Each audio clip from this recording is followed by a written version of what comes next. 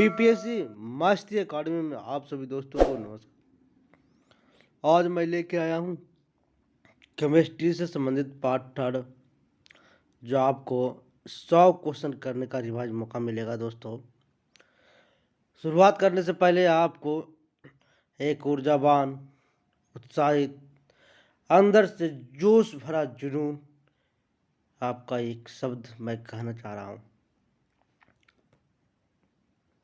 कहा जाता कि किसी को बदलने में अपनी ऊर्जा मत बर्बाद करो, बल्कि अपनी सारी ऊर्जा का उपयोग स्वयं को रूपांतरित करने में लगाओ। और यही रूपांतरण तुम्हें श्रेष्ठ बना देगा, तुम्हें श्रेष्ठ बनाएगा। यही रूपांतरण क्या करेगा? तुम्हें श्रेष्ठ बनाएगा। दोस्तों, यही रूपांतरण तुम्हें श्रेष्ठ बनेगा। अगर आप मेरे चैनल पर नए हैं दोस्त, तो लाइक करो, वीडियो को सब्सक्राइब करो और बेल आइकन घंटी को दबा लो, ताकि अगला वीडियो का नोटिफिकेशन आपके मोबाइल पर पहुंच सके। उसके बाद क्या करना है? शेयर कर देना है। क्या करना है? शेयर करना है वीडियो को। शुरुआत करने से पहले मैं संतोष कुमार आप सभी दोस्तों को नमस्कार करता हूं। वीडियो को लास्ट तक देखिएगा दोस्तों, एंड तक देखिएगा, तभी आपको मज़ा आएगा। बहुत सारा क्वेश्चन रिवाइज करने का मौका मिलेगा।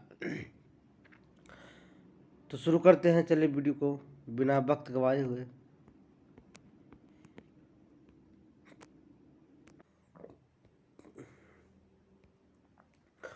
किसी तत्व के समस्थानिक के बीच अंतर किनकी अलग अलग संख्या उपस्थिति के कारण होता है?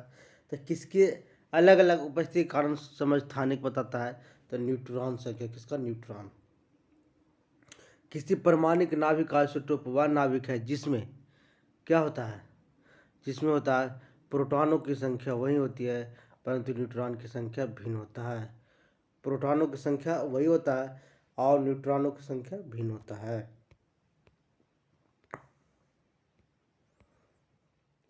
किसी तत्व के दो समस्थानिक किन गुणों में भिन्न होते हैं?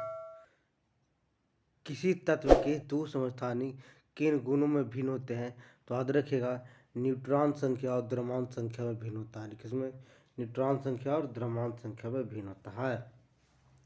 हाइड्रोजन के समस्थानिक की संख्या कितना है? तो 3 है। कितना? 3 है। निम्नांकित में हाइड्रोजन का आइसोटोप नहीं है। तो कौन सा हाइड्रोटोप नहीं है? ट्रेंशियम आइसोटोप नहीं है। हाइड्रोजन की खोज हाइड्रोजन के रेडियो सक्रिय समस्थानिक को कहते हैं। रेडियो सक्रिय समस्थानिक को कहते हैं टाइटियम कहते हैं।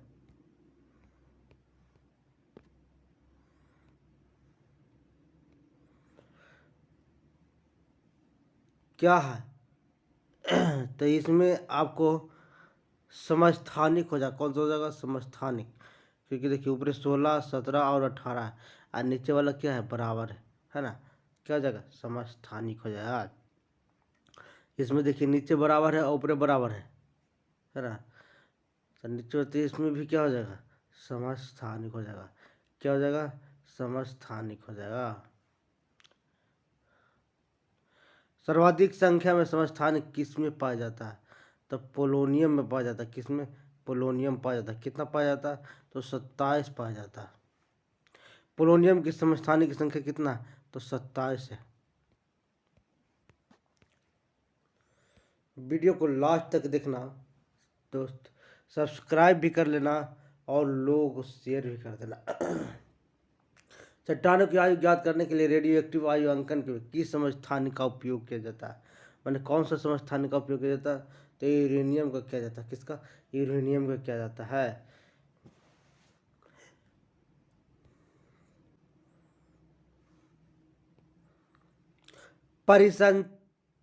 परिसंचरण तंत्र में रक्त थक्का की स्थिति को पता लगाने के लिए किस समस्थानिक का प्रयोग किया जाता है?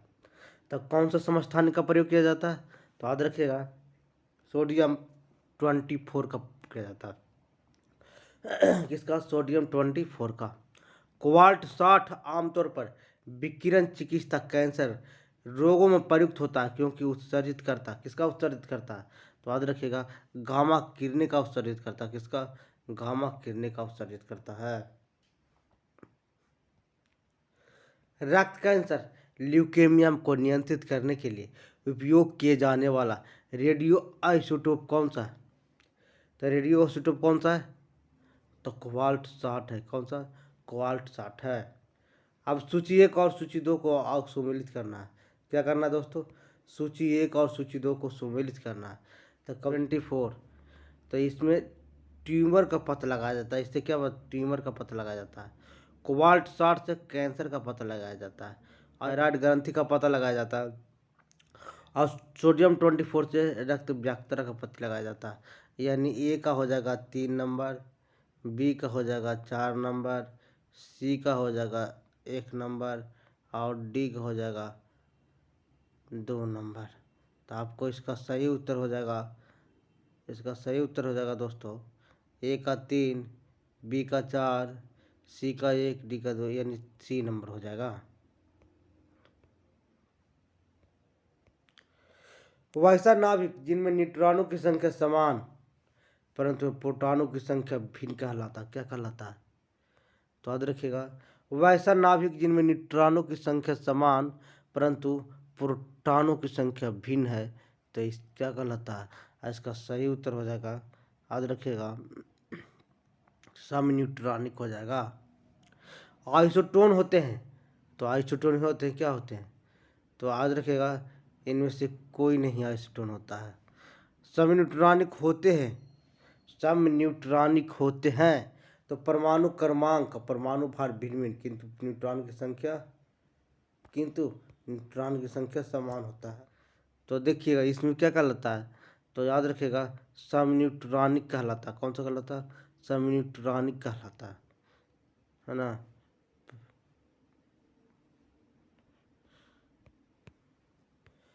वीडियो लास्ट तक देखना, शेयर करना यार। निम्नलिखित में समन्यूट्रॉनिक समूह कौन है? तो याद रखना समन्यूट्रॉनिक समूह जो है ये डी नंबर ऑप्शन हो जाएगा। इसमें है कौन सा है?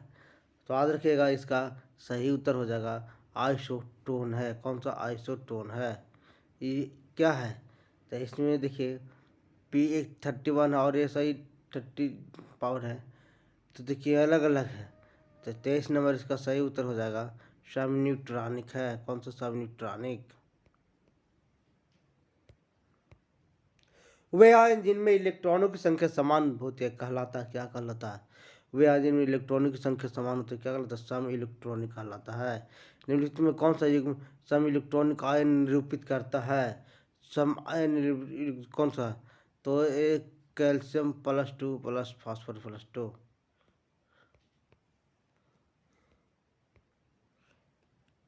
क्या है? याद रखिएगा इसमें सम न्यूट्रॉनिक है। निम्नलिखित में किसका उत्सर्जन संभारिक उत्पन्न होता है? तो संभारिक उत्पन्न होता है कौन? तो याद रखिएगा संभारिक उत्पन्न में बीटा किरणें होता है। कौन सा? बीटा किरणें होता है। समस्थानिक में क्या होता है? तो समस्थानिक में भिन्न भौतिक गुण होते हैं और समान रासायनिक गुण होते हैं। तो 2 और 3 होगा। ट्राइटियम प्रोटॉन न्यूट्रॉन की संख्या क्रमशः कितना होता है? तो याद रखिएगा 1 प्रोटॉन 2 न्यूट्रॉन होता है।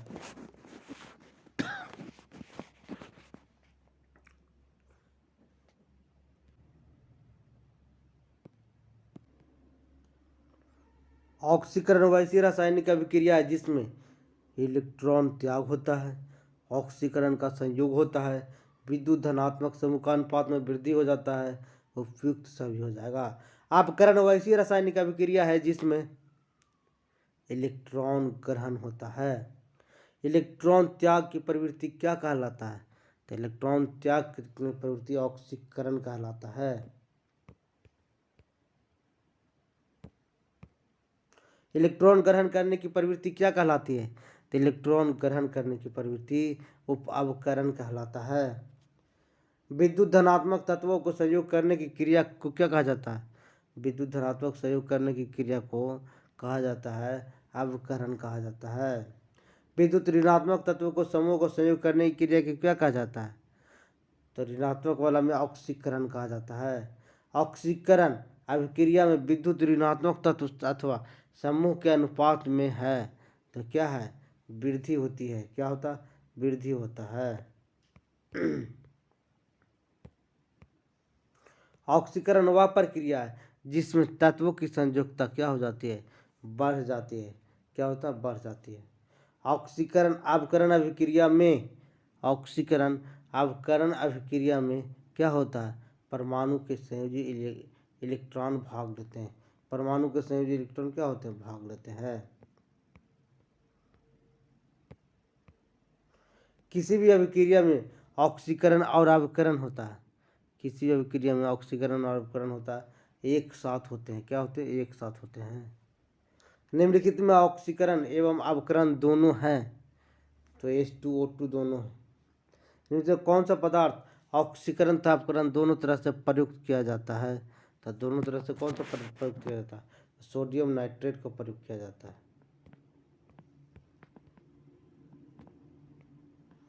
हाइड्रोजन को जलने से संबंध प्रक्रिया है। हाइड्रोजन को जलने से संबंध प्रक्रिया कौन सा है? तो ऑक्सीकरण है। लोहे पर जंग लगना किसका उदाहरण है? तो लोहे पर जंग लगना किसका उदाहरण है? ऑक्सीकरण का है। लोहे को रूपांतरण की प्रक्रिया क्या कहलाता है? तो लोहे के रूपांतरण की प्रक्रिया क्या कहलाता है? तो ऑक्सीकरण कहलाता है। किसमें क्लोरीन ऑक्सीकरण अवस्था +1 है? तो हाइपोक्लोरस अम्ल है। कौन सा? हाइपोक्लोरस अम्ल है। ऑक्सीकरण की धनात्मक ऑक्सीकरण संख्या कितना होता है? तो याद रखिएगा OF2 में है, केवल OF2 में। K2MnO4 में Mn के अपचयन की अवस्था क्या होता है? तो इसका सही उत्तर हो जाएगा दोस्तों +2 होता है। K2Cr2O7 में Cr की ऑक्सीकरण संख्या कितना होता है? तो याद रखिएगा Cr का जो ऑक्सीकरण संख्या होता है +6 होता है। सोडियम सल्फेट में H की ऑक्सीकरण अवस्था कितना होता है? तो इसमें भी क्या होता है? +6 हो जाता है। वीडियो को लास्ट तक देखो दोस्तों, सब्सक्राइब करो और शेयर करो भी। KMnO4 में Mn अपचयन अवस्था की संख्या कितना होता है? तो इसमें 7 होता है, +7 होता है। हेक्सासाइनोफेरेट में लोहे की सही ऑक्सीकरण संख्या क्या है? तो +2 है। निम्नलिखित रासायनिक तत्व में किस एक तत्व की अपनी सभी यौगिक में ऑक्सीकरण अवस्था समान होती है? तो ऑक्सीकरण अवस्था समान होती है फ्लोरीन में।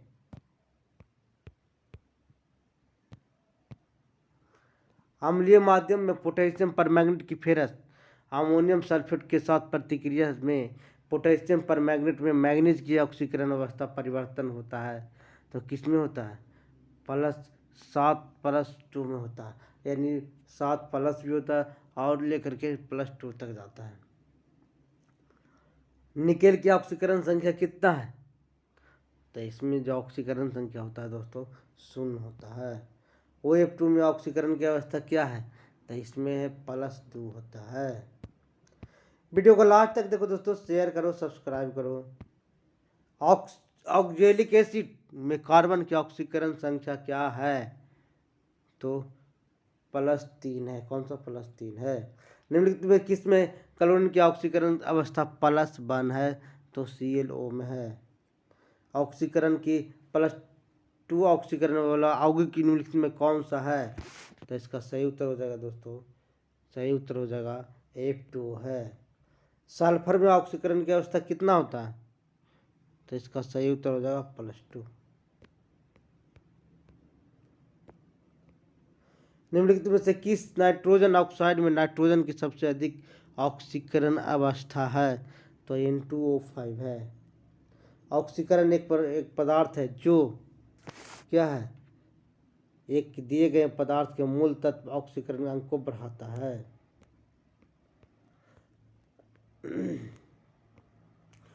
उपचयन ऑक्सीकरण में क्या होता है? उपचयन ऑक्सीकरण में होता है, याद रखिएगा, किसी पदार्थ को हाइड्रोजन से विस्थापित होता है।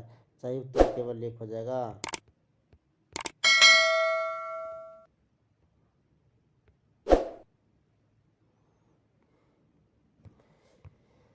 उपचयन और अपचयन से संबंधित कथन में कौन सा सही है?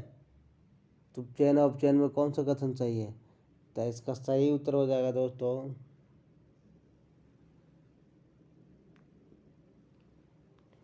उपचायक उपचयांक को बढ़ाता है किंतु उपचायक अपचयांक को घटाता है। क्या करता है? घटाता है।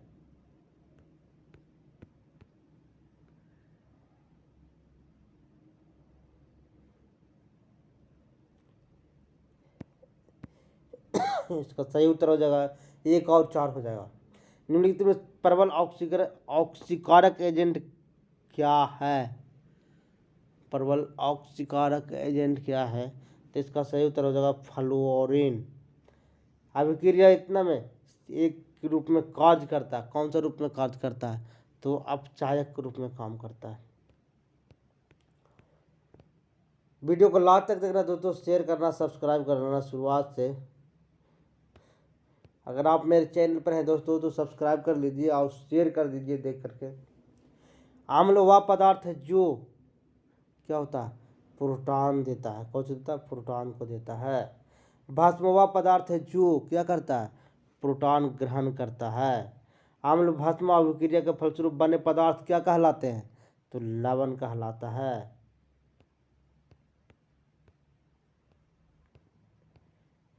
उदासीकरण क्रिया बनता है। उदासीकरण क्रिया में बनता है। कहाँ बनता है? तो याद रखिएगा लवण और जल बनता है। अम्ल एवं भस्म के परीक्षण के लिए किसका उपयोग किया जाता है?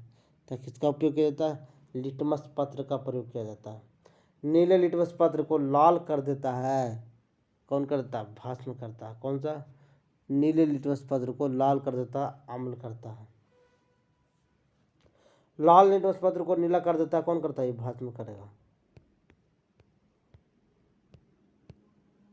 जल में घुलनशील भस्म को कहते हैं क्या कहते हैं? क्षार कहते हैं। निम्नलिखित में कौन सा कथन सही है? कौन सा कथन सही है? तो उपयुक्त सही है।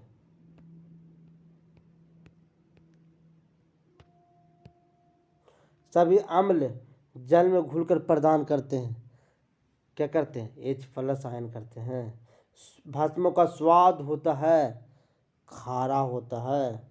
भस्मों के जलीय घोल में कौन सा आयन होता है? भस्मों को जलीय घोल में कौन सा आयन होता है? तो OH- होता है। सभी लवण होते हैं। तो सभी लवण होते हैं वैद्युत अपघटन होते हैं।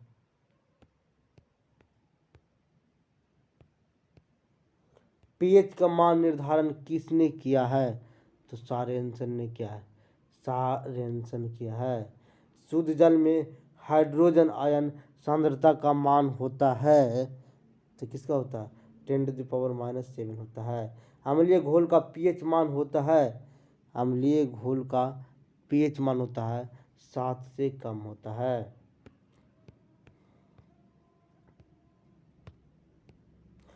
क्षारीय घोल का पीएच मान कितना होता है? तो 7 से अधिक होता है। क्या होता है? 7 से अधिक होता है। उदासीन घोल का पीएच मान 7 होता है। सभी अम्ल धातुओं की प्रतिक्रिया कौन सी गैस निकलता है? तो एक कौन सा गैस निकलता है दोस्तों? तो इसका सही उत्तर हो जाएगा हाइड्रोजन गैस निकलता है। रक्त का पीएच मान कितना होता है? तो 7.4 होता है। दूध का पीएच मान क्या होगा? तो दूध का पीएच मान हो जाएगा, याद रखिएगा इसका सही उत्तर हो जाएगा 6.6 होगा। हाइड्रोक्लोरिक अम्ल एसिटिक अम्ल में अधिक शक्तिशाली है क्योंकि इसमें क्या होता है? यह H+ आयन उत्पन्न करने हेतु संपूर्ण आयनिक हो जाता है।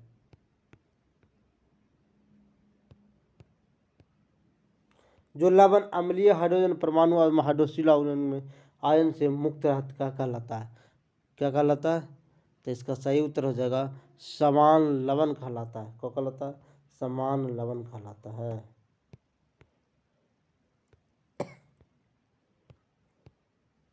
जटिल लवण का उदाहरण है। जटिल लवण का उदाहरण कौन है? इनमें से सभी है। मोहर लवण है। मोहर लवण है। दिक् लवण है। कौन सा? दिक् लवण है। सूची 1 और सूची 2 को सुमेलित कीजिए। समान लवण तो समान लवण है बेरिक क्लोराइड। कौन सा? बेरिक क्लोराइड। समान लवण क्या है? बेरिक क्लोराइड। अम्लीय लवण कौन है? Sodium bicarbonate. Sodium bicarbonate. क्षारीय लवण कौन है? तो क्षारीय लवण है दोस्तों, ये है फेरिक ऑक्साइड। कौन सा? Ferric oxide. औद्योगिक लवण कौन है? फिटकिरी। ये लवण उसको कहा जाता है। तो इसका सही उत्तर हो जाएगा डी नंबर। निम्नलिखित में कौन सा कथन सही है? कौन सा कथन सही है? तो इसका सही याद रखिएगा, ये है आम्ल का स्वाद खट्टे होते हैं परंतु तथा ये आयन देता है। सार का स्वाद कड़वे होते हैं परंतु वो एच आयन देते हैं, माइनस देता है। तो इस हो जाएगा सही उत्तर हो जाएगा एक और 3 हो जाएगा।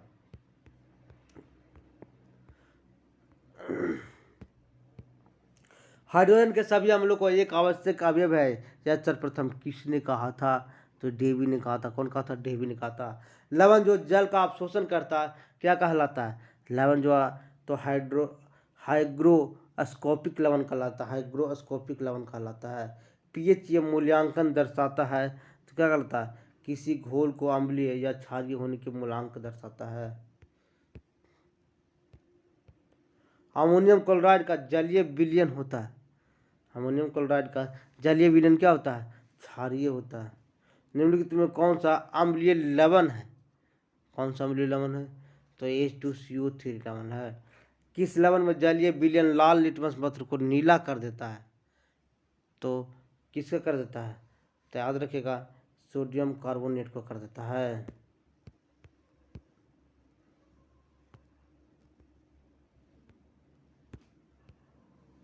जलीय विलयन को अम्लता के परीक्षण के लिए कौन सा उपकरण प्रयुक्त किया जाता है? कौन सा उपकरण प्रयुक्त किया जाता है? तो पीएच मीटर का प्रयोग किया जाता है। मनुष्य के खून का पीएच मान क्या होता है? तो देखिएगा कम क्षारीय होता है। शुद्ध जल में पीएच मान क्या हो जाता है? तो 7 हो जाता है।